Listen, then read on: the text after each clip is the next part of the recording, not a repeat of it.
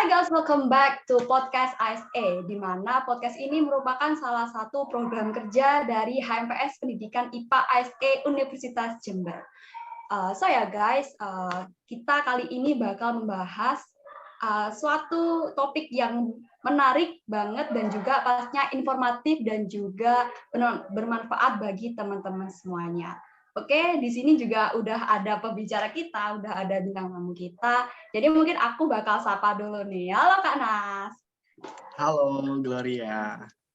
Oke, mungkin Kak Nas ini bisa perkenalan dulu nih, karena kan teman-teman kan belum banyak yang kenal Kak Nas gitu kan. Oke, aku kasih kesempatan buat Kak Nas. Oke. Halo semuanya teman-teman yang nonton video ini. Kenalin, aku Muhammad Tuman Asyidiki. Biasa dipanggil teman-teman sih Kak Nas gitu ya. Nas, simple dan singkat. Gampang diingat lah.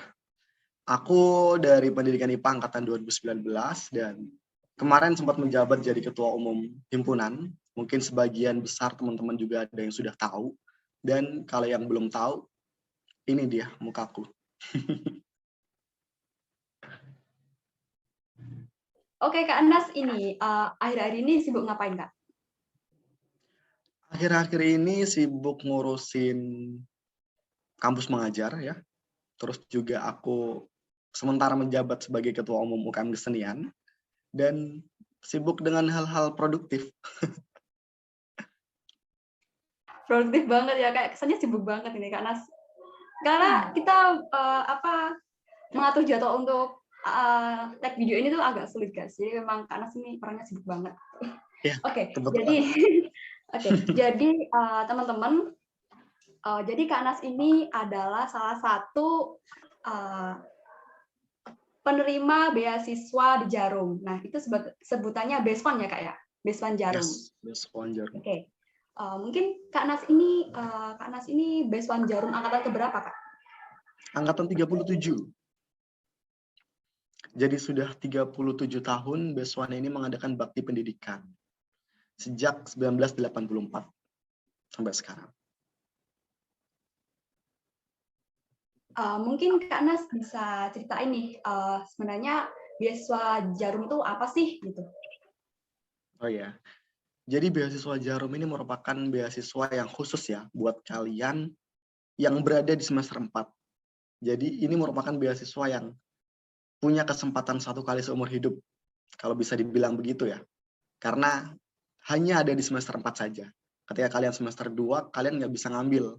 Kalian cuma bisanya mempersiapkan untuk semester 4 mendatang. Kalau di semester 6, berarti kalian sudah ketinggalan nih. Nggak bisa ikut lagi di semester 4-nya. Kalau kalian itu mau ikut lagi, otomatis kan kalian harus pindah kuliah atau kuliah lagi. Kalau kalian sudah mencapai semester 4, baru kalian sudah bisa ikut beasiswa Jarum ini. Dan kalau boleh sharing nih ya, beasiswa Jarum ini beasiswa swasta. Jadi ya lumayan agak sulit juga untuk ngedapetinnya dan kuotanya juga terbatas. Nggak kayak beasiswa pemerintah yang banyak kuotanya gitu ya. Oke, mungkin juga susah didapat karena yang minat juga banyak ya Kak ya? Ya, bisa dibilang begitu. Oke, tadi kan Kak Nas bilang kita minimal itu semester 4 ya Kak. Jadi kalau semester di atas-atasnya itu berarti kita nggak bisa mendaftar nih? Ya, nggak bisa. Jadi khusus untuk semester 4 aja. Artinya kesempatan kalian cuma ada di semester 4. Kalau semester lebih, udah hilang kesempatan kalian buat ikut daftar beasiswa Jarum. Oke, mungkin Kak Nas bisa kasih tahu nih sama kita apa aja sih yang didapat dari beasiswa di Jarum ini Kak? Beasiswa Jarum ini selain kalian juga dapat biaya pendidikan, karena notabene beasiswa ya, yang kita cari kan biaya kehidupan untuk kampus ataupun ya jajan-jajan lah untuk anak-anak kos gitu. Tapi selain dapat biaya pendidikan, kalian juga bisa dapat pelatihan soft skill. Ini mungkin yang membedakan beasiswa Jarum dengan beasiswa yang lain. Di beasiswa Jarum, kalian selain mendapatkan biaya pendidikan, kalian juga disiapkan menjadi seorang pemimpin untuk bangsa Indonesia yang dikdaya seutuhnya. Nah, ada 3 yang wajib diikuti oleh beasiswa Jarum. Wajib ketika kalian sudah masuk, kalian harus tanda tangan di atas materai untuk mengikuti 3 kegiatan yang basic dari Base1 Jarum untuk pelatihan soft skill. Yang pertama ini ada leadership development. Bagaimana kalian dituntut untuk menjadi seorang leader yang baik, bagaimana seorang yang bisa memimpin diri kalian sendiri untuk kemudian memimpin orang lain. Kemudian yang kedua ada karakter building. Karakter building ini tentunya seorang pemimpin harus punya karakter yang baik. Bukan begitu nggak? Gloria punya karakter seperti apa nih kira-kira? Karakter gimana ya Kak? Aku juga lumayan ini sih tertarik untuk kayak leadership ini Kak, gitu. Ya. Mungkin ya bisa lanjut. Soalnya menarik banget nih. Karakter building ini menyiapkan karakter. Kayak bentuk-bentukannya outbound gitu ya, semacam outbound, games, dan meningkatkan kerjasama tim, komunikatif, kolaborasi yang bagus gitu, kerjasama, saling mempercayai satu sama lain. Ini event-event yang bisa dibilang langsung di alam gitu ya. Kita dituntut untuk melakukan sesuatu yang bisa menumbuhkan karakter kita.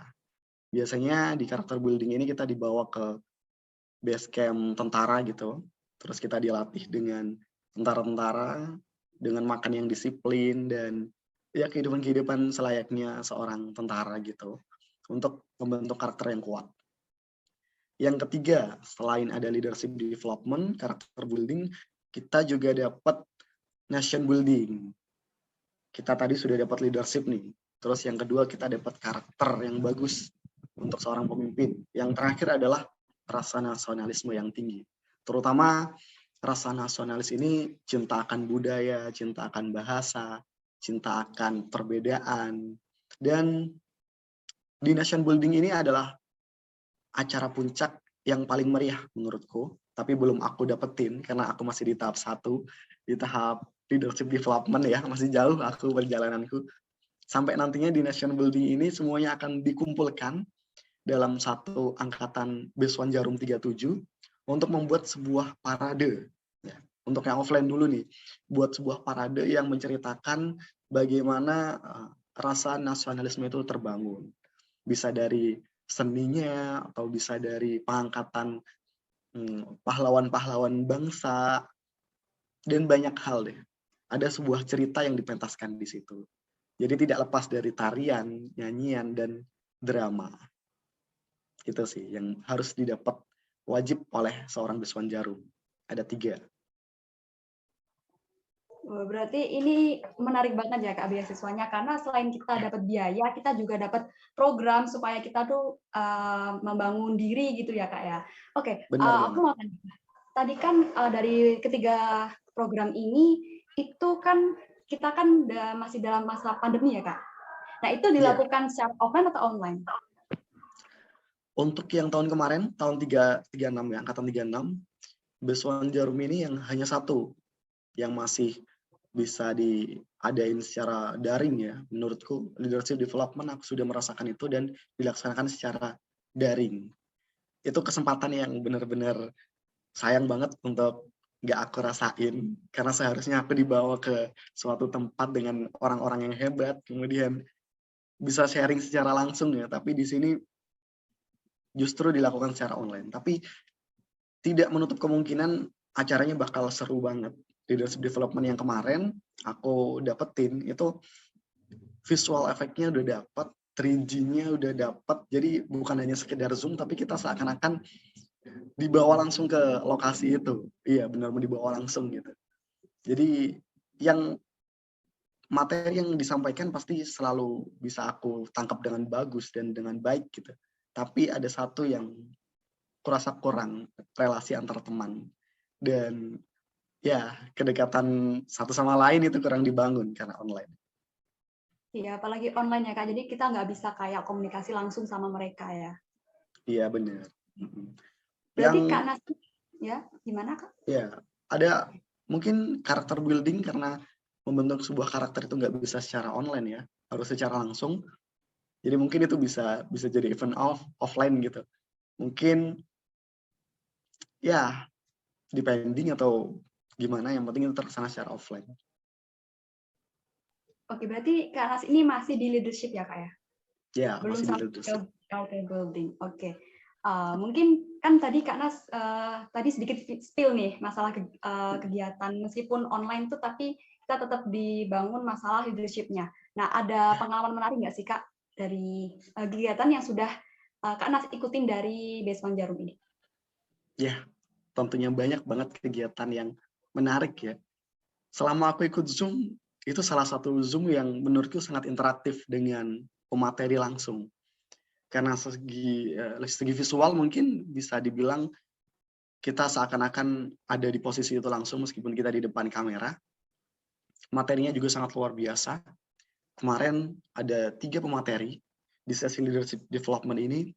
Kita diajarkan untuk menjadi seorang pemimpin yang punya grit gitu, tahan akan segala tantangan. Itu dibawakan oleh seorang public speaking yang bagus ya menurutku, orang-orang hebat lah. Salah satunya ada presenter juga dari Kompas TV, ada juga motivator. Kalau mau kalian cari, ada Galuh Pasca Magma, kemudian ada Roro Ajeng, ini presenter dari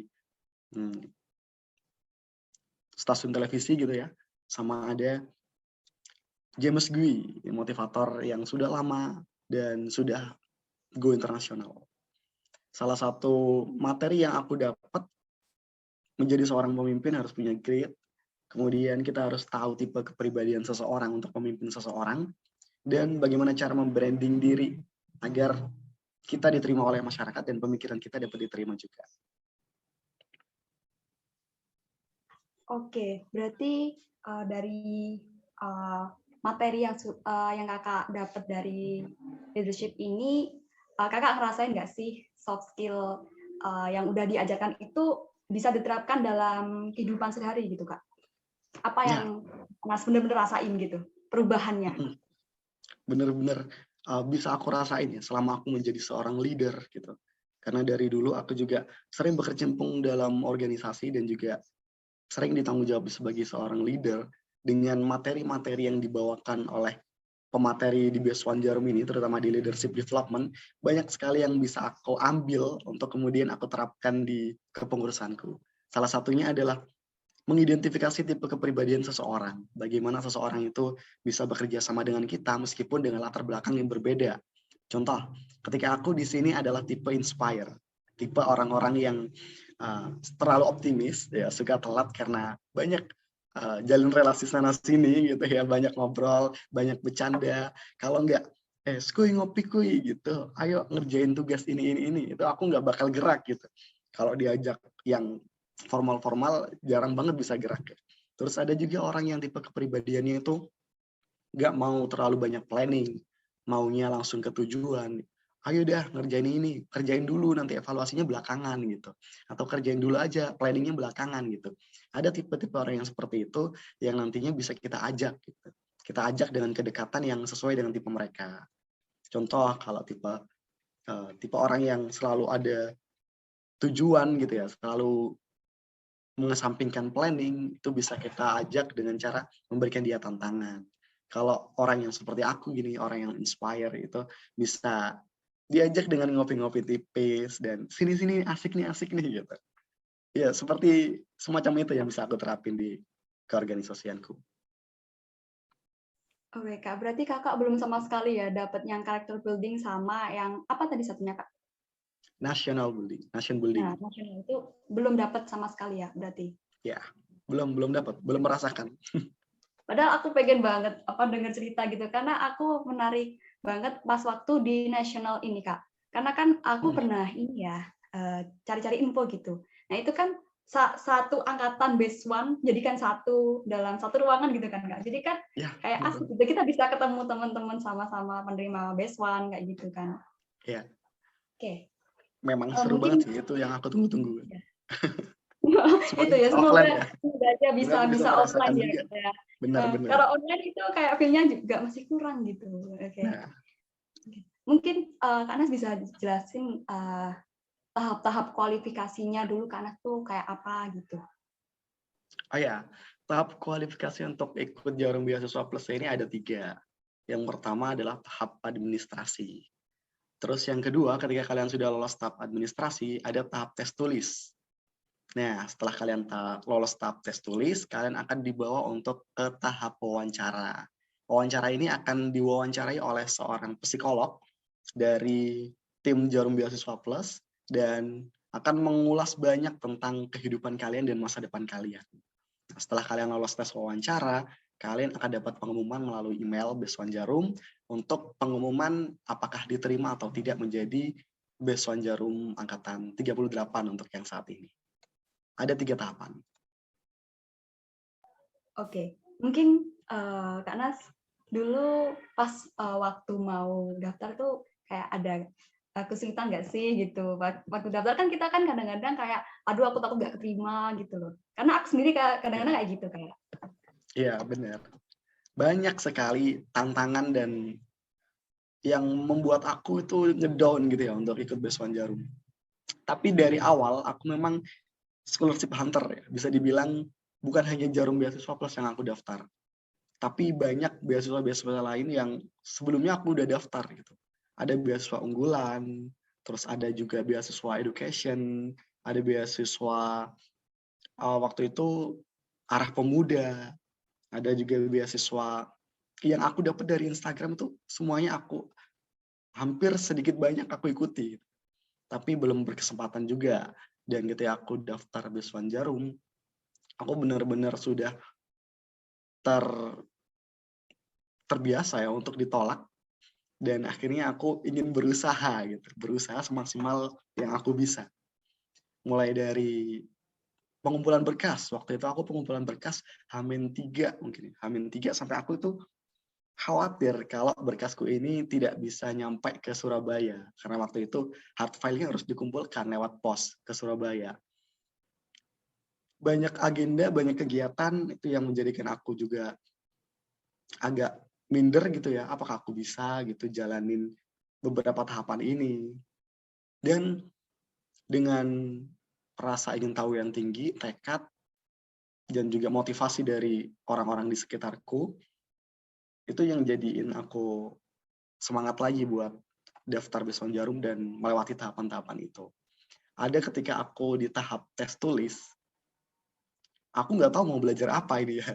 Karena yang diteskan itu tes potensial skolastik gitu, potensi skolastik. Jadi kayak tes IQ lah ya. Aku cuma bisa berharap dengan diriku sendiri, dengan kemampuan berpikirku, dan fokus, itu aja yang perlu aku tekanin.